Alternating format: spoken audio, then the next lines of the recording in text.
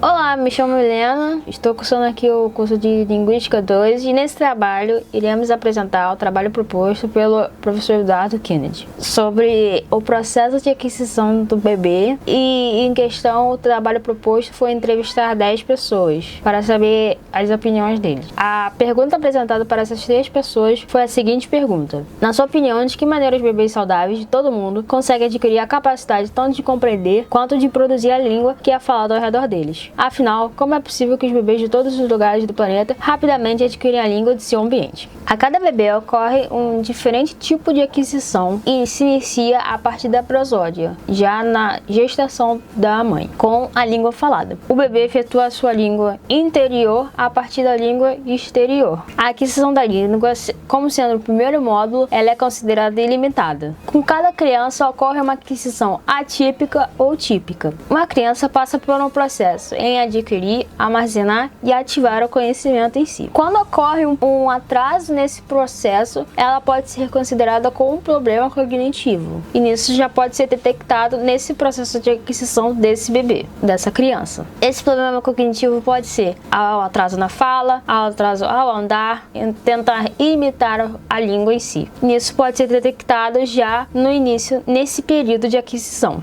Nesse caso, temos uma criança de apenas 10 meses e nisso já está ao caminho da fase holofrástica, que já inicia em torno de 12 meses. Essa criança de 10 meses começou a realizar o balbúcio canônico, que se apresenta somente sons que são apresentados sem contexto, que se inicia nisso em 6 meses, sendo que essa criança está apresentando agora com 10 meses.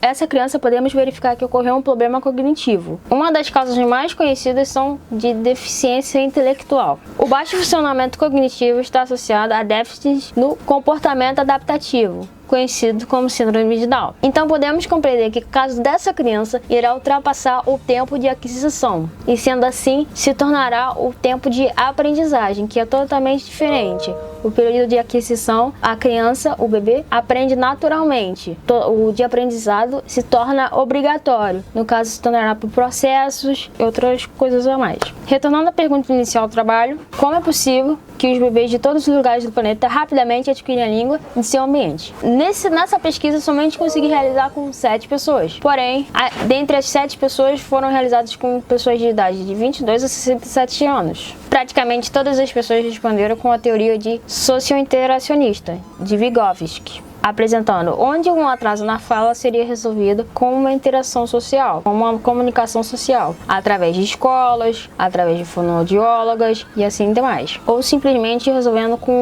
em questão social, tentando se socializar com crianças da mesma idade, retornando à teoria do socio-interacionista, de Vygotsky.